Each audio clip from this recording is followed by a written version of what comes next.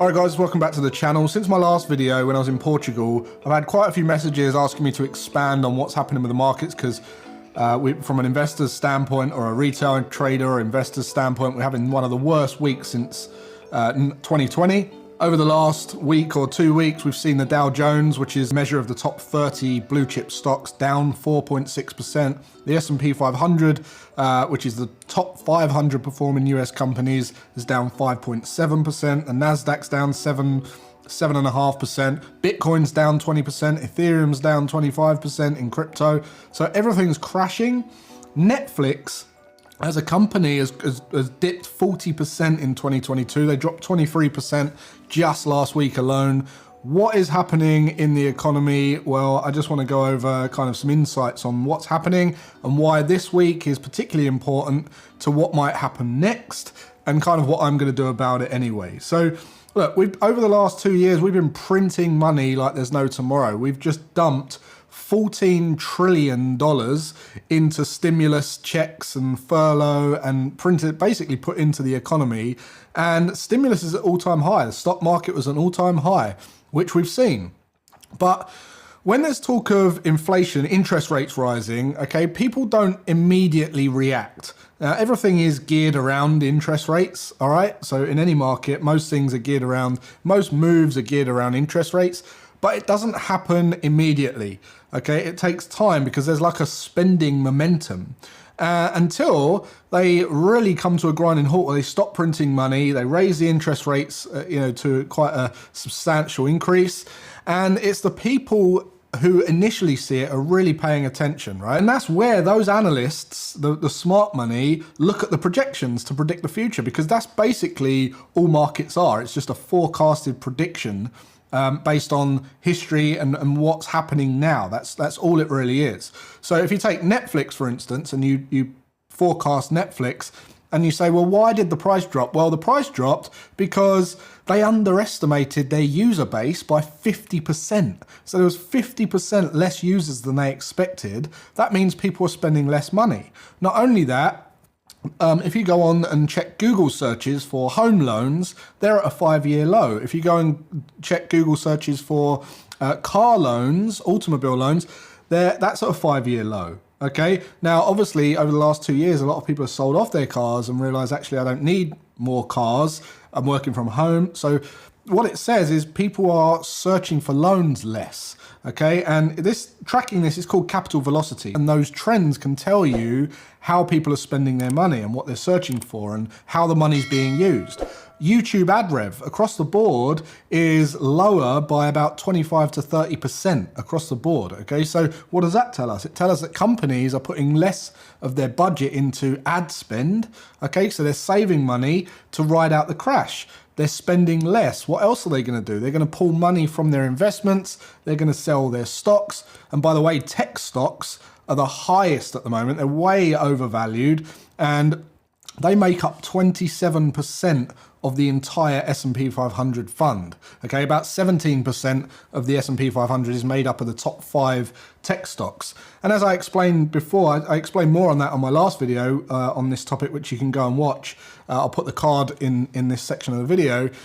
But they sell off their crypto, they sell off their stocks, and then what happens is the market starts to crash. And that's like what we're seeing right now, okay?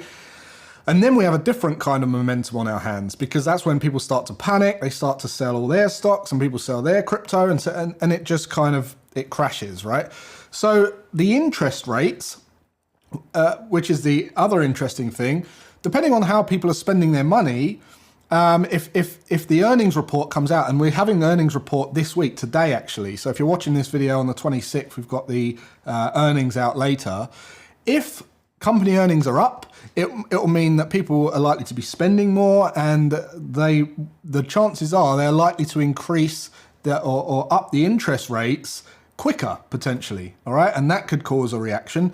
Or if the earnings rates are low, people might be saving and spending and scrimping more, and they might delay increasing the interest rates. The interest rates have got to go up eventually. And they won't do it drastically, they'll do it by incremental measures, otherwise we can cause a massive snowball effect and cause a recession, which no one wants. But that will kind of be an important factor that might play out today, later on in the markets. So If company earnings are lower than expected, it might delay the interest rates rising. And if they're higher than expected, it might increase. There might be an announcement that we're going to increase interest rates. Now, what I'll say is this: after studying the market data over the last 90 years of data, okay, I've come up with some kind of interesting data relating to the times when interest rates we've been in a similar situation to this. Interest rates have been decreased or halted, and the average performance of the S&P 500 over those 6 times between 1989 and 2021, the performance of the S&P was 21%. Now, over the last 5 times that interest rates have been hiked, okay, the average performance of the S&P 500 has been nearly 63% between 1999 and 2020 or 2019.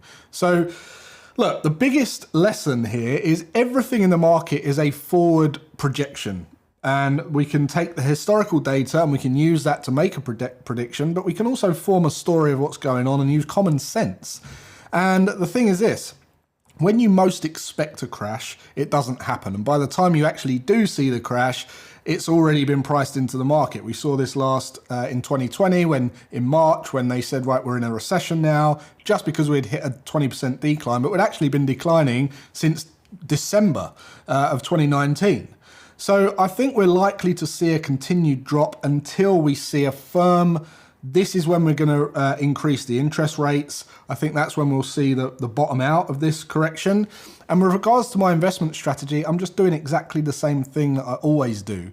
I'm putting a little bit less in when we're overinflated, waiting for the market to drop, and then using those savings to deploy across my regular deposits into the market over that period of time until we recover again. And that's what I've always done, and that's what I'll continue to do. I'll keep buying, because I tell you this: if the market starts to decline and is continuing to go down and down and down and down and down, we've got bigger fish to fry than where to put our money. That means the world is literally going to end because innovation has ceased. So don't lose your shirt. If you're a bit worried about your money or where to put your investments, none of this is investment advice. What I would say is stop investing. Go and learn. I'm hosting a strategy session on Thursday, which is tomorrow, and I do regular ones into the future as well. If you want to take part in one of those, you can come into a group with me, get in a small group dynamic. We'll assess your situation and then go over some strategies that will give you some knowledge, so you're equipped to go and approach the market intelligently, like a sophisticated investor, rather than running around trying to worry about what Dave down the pub's talking about. So get booked onto one of those. Get in my Facebook group as well.